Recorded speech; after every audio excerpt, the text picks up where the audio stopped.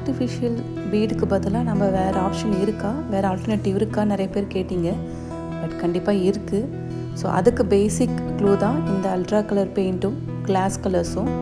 So இதை வச்சு நம்ம எப்படி அந்த ஆர்டிஃபிஷியல் பீடோடைய லுக்கையும் அந்த ஃபினிஷையும் கொண்டு வருதுன்றது வந்து நான் அப்கமிங் வீடியோவில் நான் சொல்ல போகிறேன். ஸோ இது பேசிக் க்ளூ உங்களுக்கு ஒரு பெரிய சீக்ரெட். ஸோ நெக்ஸ்ட் வீடியோவில் இந்த சீக்ரெட்டை நான் ரிவீல் பண்ணுறேன். ஸோ அதற்கு வெயிட் பண்ணுங்கள். தேங்க்யூ.